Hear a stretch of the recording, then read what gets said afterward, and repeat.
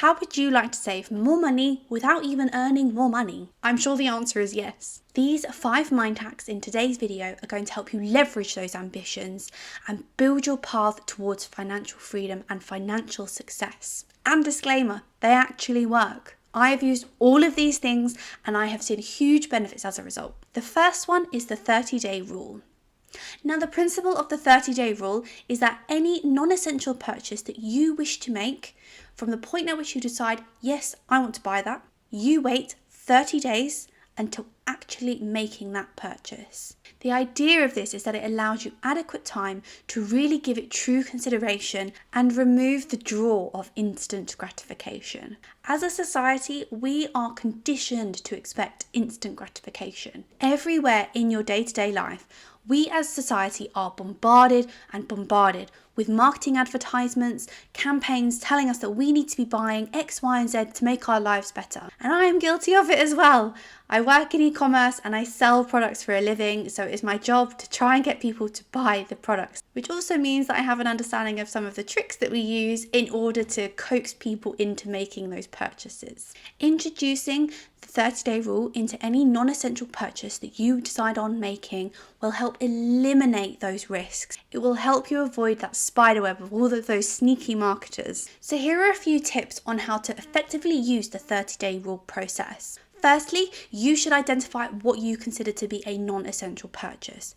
Usually this is something that we want rather than what we need. For example, I'm a sucker for designer handbags and I love shopping. So for me, this sort of thing would definitely fall into the 30-day rule, if not maybe even a little bit longer. Once you've identified what types of products and what types of purchases would fall within this, then you're clear on when exactly you need to be utilising this rule. The next thing that I always do is I write down my wish list.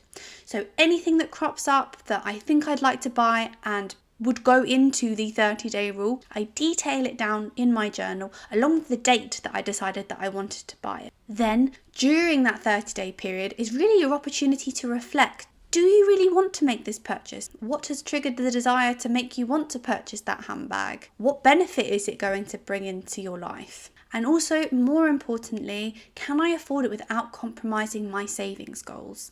And if the answer to this is no, then you shouldn't really be purchasing it. Another great opportunity within this time period is to explore alternatives. Look at the market, look at the competition. There is always a competitor for every single thing that you were looking to purchase. There may be a more affordable option available to you. For example, let's say you wanted a handbag and you wanted it for a special occasion. Could you rent the handbag instead? Not only is that more pocket friendly, but it is also more sustainable. You must also make sure that you commit to the 30-day period. Don't waver 4 days in and just decide, oh, well, I really want it, so I'm going to buy it. You likely will regret those purchases. Discipline is important, and if you can't be disciplined on something, quite frankly, such as simple as that, then how on earth do you ever expect that you're going to reach financial freedom? Once the 30-day period is over, this is your opportunity to make a final decision on whether you want to make that purchase or not. If you still feel like it's a worthwhile purchase, it doesn't compromise your savings goals, and you feel like it's going to add enough value to your life to be worth it, then go ahead, enjoy. But if the urge has passed and you've realised, actually, I don't really want it anymore, then you have saved yourself potentially quite a lot of money, and you've taken that one step closer to financial freedom. Now, number 2, thinking in terms of how much time I'm willing to trade for this. As human beings, time is our most valuable asset, and it's not something that we can buy more of. The way in which a lot of people's lives are set up is that they trade their time for money. They work, for example, 40 hours a week, trading those 40 hours of their personal time in exchange for money. So let's say you earn $70,000 per year. That equates to $1,400 per week and an hourly rate of $35.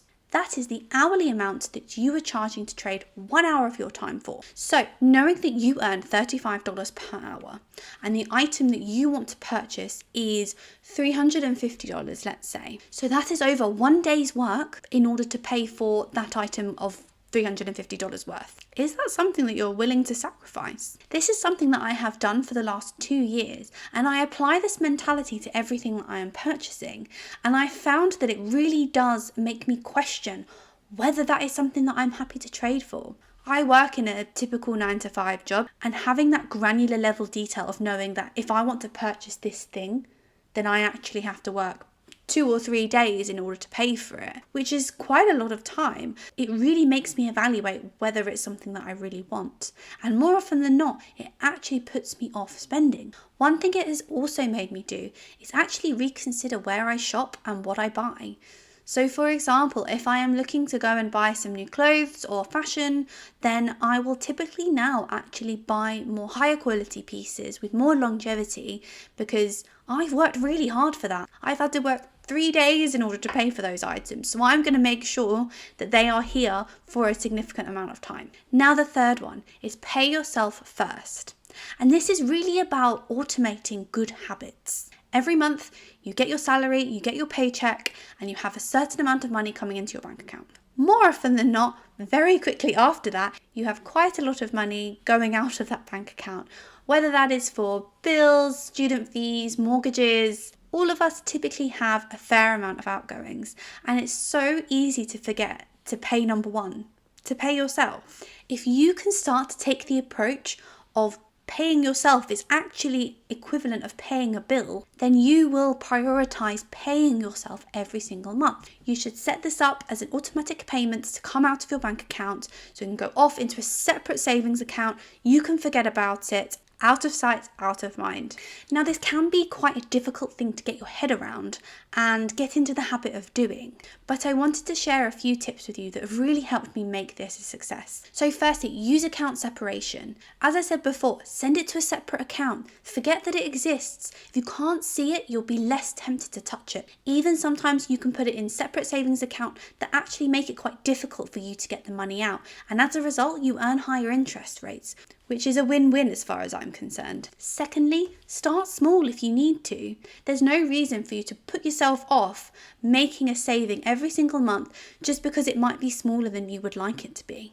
Of course, your goal may be to put away, for example, $200 per month, but you know that you can't afford that at the moment. That's no reason why you shouldn't be putting away $100 a month, $70 a month, even $50 a month if that's all that you can afford. The important thing is getting started and being consistent with putting something in every single month. And then finally, increase those amounts that you're putting in line with your salary increases. So for example, let's say you get a raise at work or you get a bonus. Put a significant amount of that away into your savings. Put it all in if you can. If you're able to live below your means and save as much as possible, then it will help you on your road to financial freedom. The next one is practicing gratitude. For me, to appreciate what I already have in my life is really important, because I know that I am a fortunate person. I mean, I work hard to earn the money that I get, but I do realise that I am also in a fortunate position to have had some of the opportunities that I have had and to be in the position that I am today, and I don't take it for granted. I have so many wonderful things in my life,